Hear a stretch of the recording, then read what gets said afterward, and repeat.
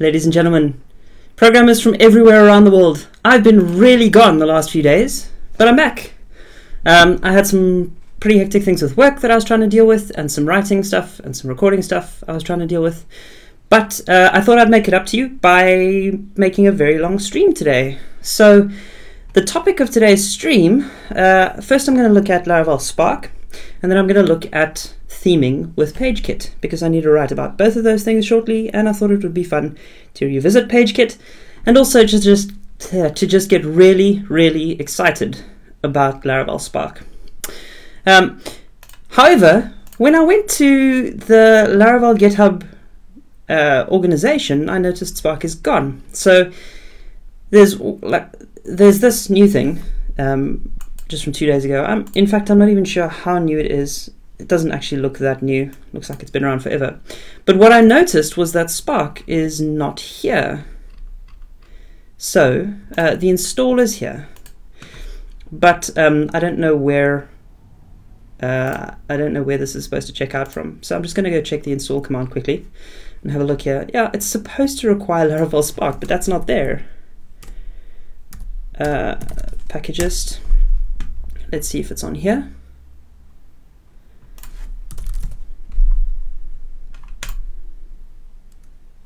Ooh.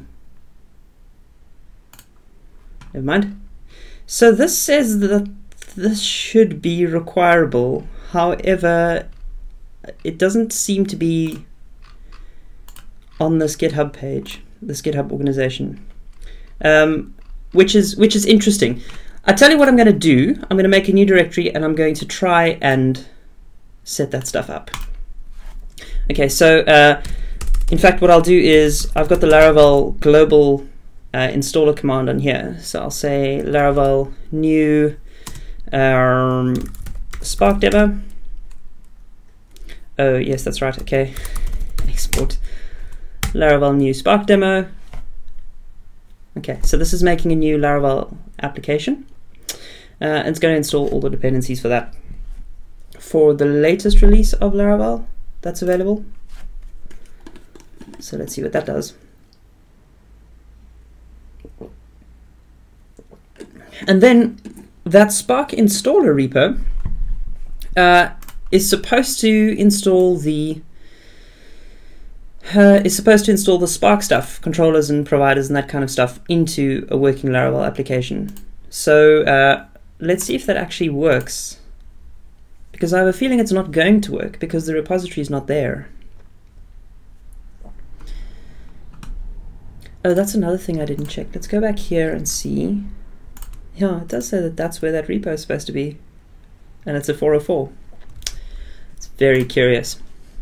And I know Taylor's working a lot on this, and a lot of exciting stuff's happening. For instance, up until recently, it only supported Stripe as an e-commerce handler, and now it's going to support PayPal and what was the other thing? I can't remember. I've gone completely blank.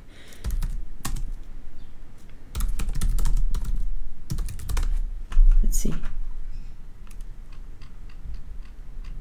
Braintree, that's what it is. Okay, so it's going to support Braintree PayPal in addition to Stripe, which is kind of exciting because Stripe's in private beta in New Zealand at the moment where I am, and so I can't really plug stuff into that and get payments made through to that, but Braintree PayPal is available in New Zealand, so I could do that. So let's see how this is doing here. It's taking a while to download all this stuff. It's usually reasonably quick to download the stuff because most of it's cached, but at the moment that's not the case for this, it would seem, because all of these things are downloading again. I wonder if this is because I did a Composer self update yesterday, and I haven't created a new Laravel application since then. I wonder if the self update actually removes the cached downloads. Of course, New Zealanders don't actually call it cached downloads; they call it cached downloads. But that sounds quite unnatural to me. Come on then.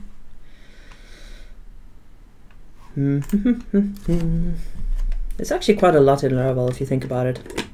A lot of stuff to download.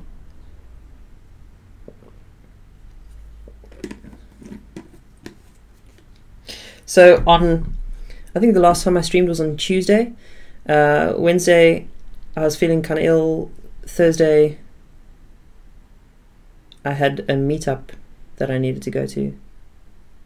The last time I streamed was Monday. Oh my word. Last time I streamed was Monday, because Tuesday I was ill, Wednesday I was ill, Thursday I had a meetup, and yesterday I just didn't stream. I don't really have a reason for that. But here's a 2-hour stream, with any luck. Of course, I'm also not timing this because I forgot to start. So let me do that. I think I'm going to have slightly longer segments because of the longer stream, in which case I'll stop this segment at past. For me it's past. For you it might be something else.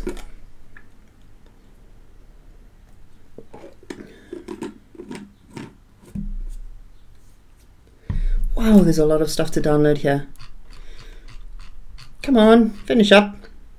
It should be near the end now that it's done that. These are just the dev dependencies, so it'll be Faker and Mockery and PHP unit. Oh my gosh, it hasn't done PHP unit yet.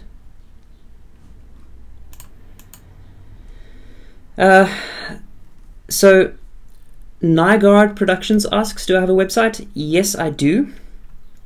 It's assertchris. Let me get this up. It is assertchris.io, and that will redirect to the blog that I have on Medium. Bing! So this is where I do some of the writing that I do. Yay! Anyway. Finish with your downloads, man! So this is PHP unit stuff that's downloading at the moment. Good old Sebastian Bergman. Is that how you pronounce his name? That must be how you pronounce his name. Sebastian Bergman. Doubtful. Rather filled with doubt. Doctrine instantiator, still PHP unit. Come on. Also going to start up PHP Storm to edit the stuff. The question is, which monitor will PHP Storm start up on? I'm guessing it's going to be off screen. Let's see. There's the loading screen. PHP Storm on stream is actually kind of dangerous because it is such a resource hog. Woohoo!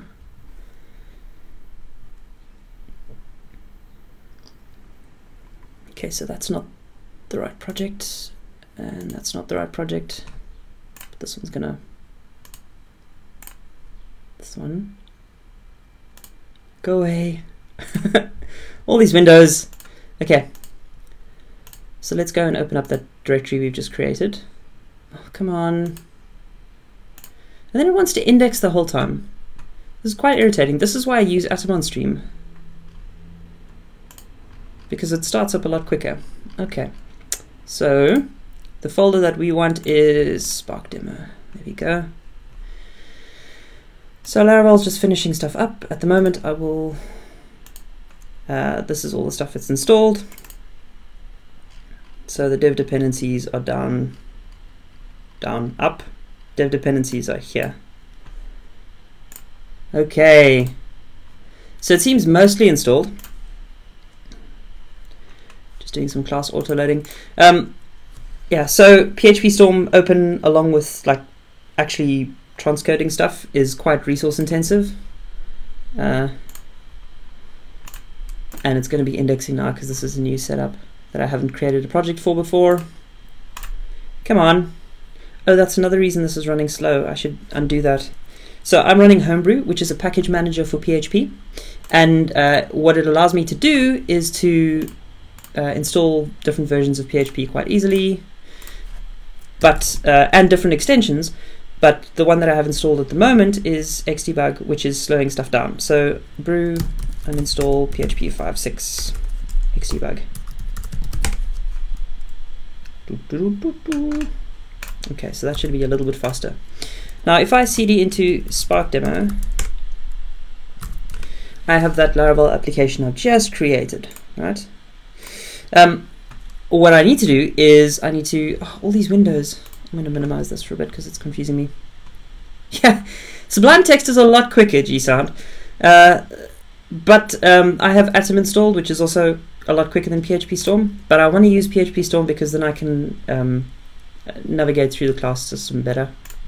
I should actually try and install the Active Click plugin for Atom that was created a while ago, but I haven't gotten around to that yet.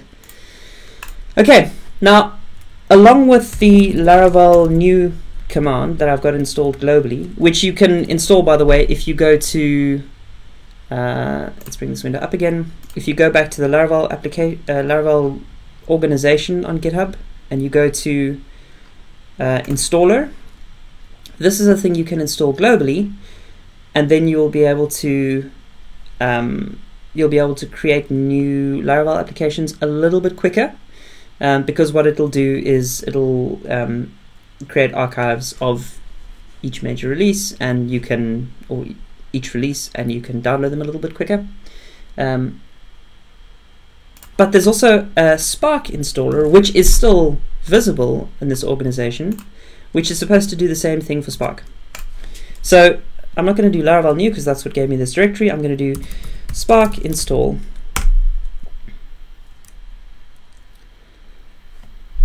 I should also remove that xdebug config. For some reason Homebrew doesn't do it. I have to always remove that stupid INI. So I'm really curious as to whether this will actually install anything, whether the packages link is broken or not. And you know what? If it doesn't work, that's fine, because I still have a Spark installation somewhere else. But it would just be, I'm just curious how long that Spark repository has been down for, and if it'll break things. That makes me curious. Wow, this is taking a while. Okay, I'm also going to open up a separate... Oh wow, that's interesting. Okay, so that Spark install command has added this to Composer.json. I wonder what else it's done. Doesn't appear to have done anything else here. Is it actually installing? Providers, vendor, Laravel.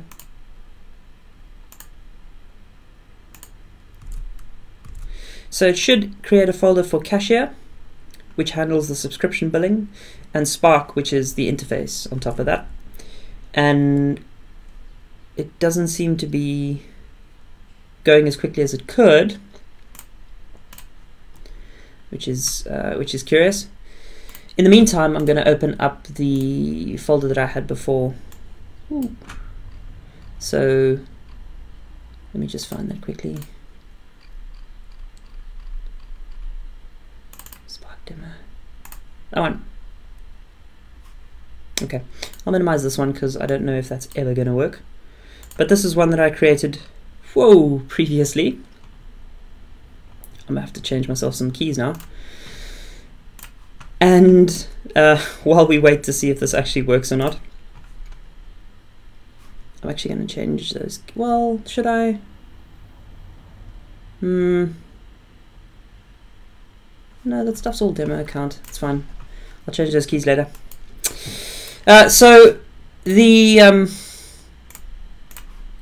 this is still not getting along very well. php-ini will show me the inis installed for this version of PHP, and then I can find the xdebug one because I've uninstalled that, and rm it. And then when I go php-v, I'm not going to get any errors like I did before, which is cool.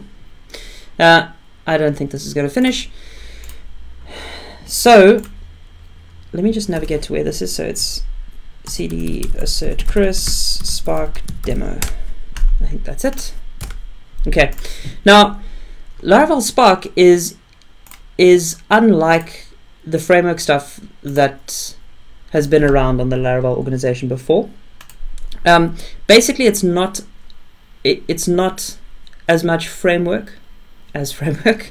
It is a collection of, it's a pre-built application, so it's a collection of service providers and controllers and models, and the Spark installer, or even the Spark repository, adds a command to push this stuff into your already existing Laravel application. So earlier this weekend, or this week, I went Laravel new, which got this folder, and then I went into it and I did Spark install, which copied some interesting stuff into here. So if I go to HTTP controllers, this stuff all looks pretty much the same. That looks pretty much the same. What does the kernel look like? Is it any different? No.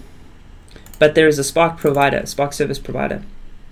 And so this does some interesting things. It defines things like what to write on the invoice that you generate, which is pretty cool. Let me minimize some things on the side because it's getting in my way. Go away.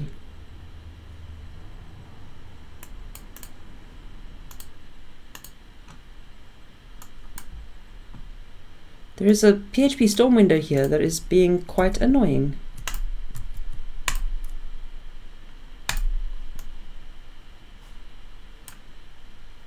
Go away. Why won't this go away? Okay. Spark demo. Right. That's pretty annoying. Okay, so the Spark service provider defines some things like instructions to put on the invoice, like company details of yours, and you can customize this, and Spark will generate invoices for the subscription payments that get taken off people's accounts, and it'll email it to them if you set the mail stuff up.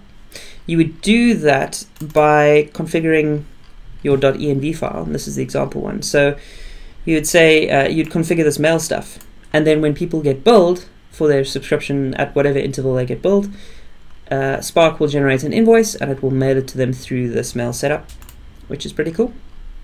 You can also do things like customize teams. Now, I haven't spent a lot of time mucking about with the team stuff, but what I have done is worked with the plans. I've worked quite a bit with the plans. So Spark has a bunch of stuff commented out here in the service provider. In this very aptly named method, customize subscription plans. And I've gone into the Stripe admin section. So Stripe. I wonder if I'll have to. No, I won't have to.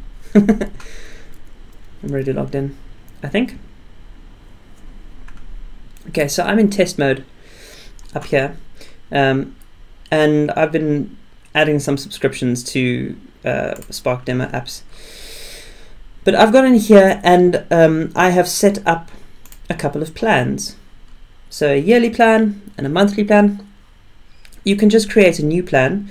You need to give it a unique ID here, and this ID is important because you'll need to repeat it in Spark. So I'll give a special Spark membership plan, and we'll just say this is 099 for whatever reason, and it's billed daily because something or other, and there's no trial period.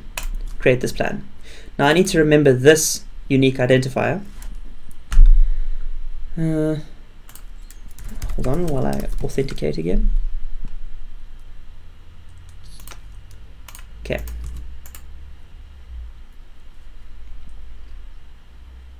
So it creates that plan, and then when we go to this Spark service provider, we can create another plan underneath here. We can call it anything in this parameter. So Spark special plan thing. But the identifier that we use here must be the same as the one that we used in Stripe. Here we'll just give the same price. There is no trial period, and there's only like one feature here. Okay. Now that we've added that plan, when we go back to the Spark app, which by the way we can start a web server for with the usual way that you do this in Laravel. So PHP artisan serve, and open that in a browser. Then we can go to register and see, aside from the other two plans I added the day before yesterday, I think it was, we now have another one that we can subscribe to.